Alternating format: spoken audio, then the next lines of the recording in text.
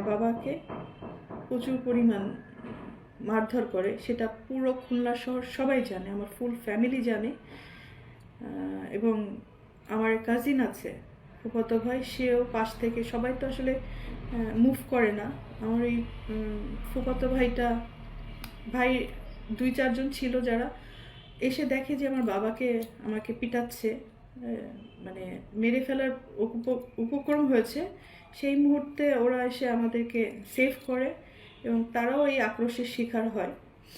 তো ওই মুহূর্তে বাসার মধ্যে আমাদের ফ্যামিলিতে ডিসিশন হলো যে, এবং আম্মিরও কিছু যোগাযোগ শুরু হলো, যেটাতে আসলে স্বামী হিসাবে আমার বাবা মেনে নিতে পারেননি।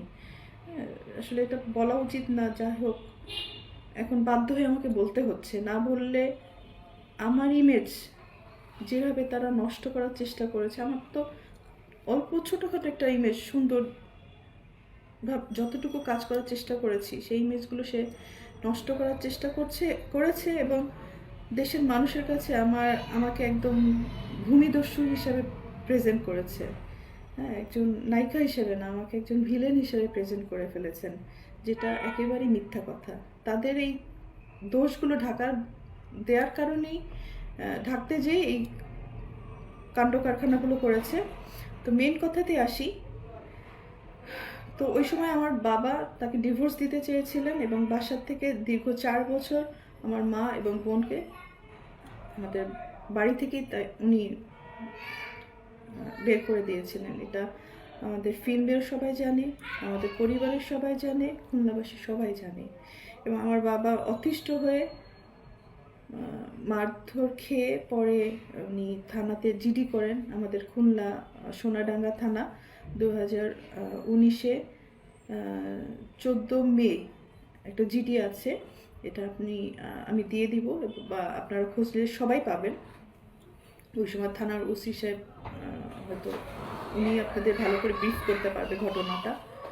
এবং র্যাবে আমার বাবা যে কমপ্লেন করে আমার এই বোনের নামে, তো ওইটার একটা আক্রোশ ছিল, যার কারণে আজকে আমাকে খুব নোংরাভাবে দর্শকদের কাছে প্রেজেন্ট করেছেন আমার মা এবং আমার বোন। তো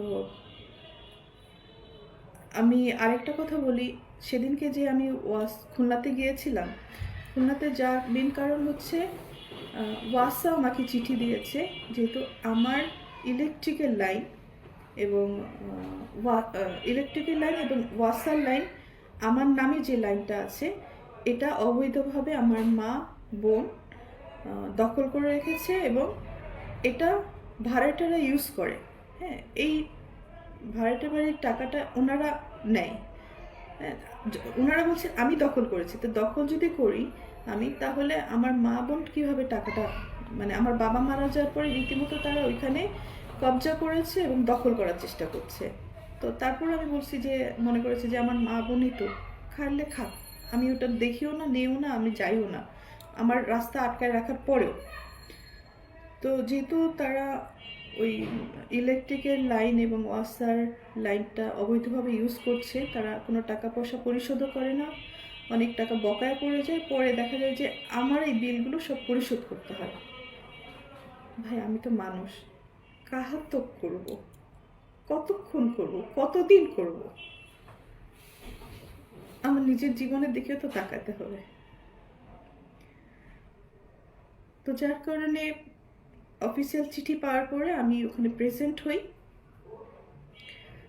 হওয়ার পরে ওয়াসার একটা শুনানি ছিল যে ওয়াসার যে লাইনটা, আমার এই লাইনটা ছিল আমার চাচির নামে, যেটা আমার বাবা ওনার ওখানে ইউজ করতেন, কিন্তু পরবর্তীতে এটা একটা অবৈধ লাইন বলা হয়।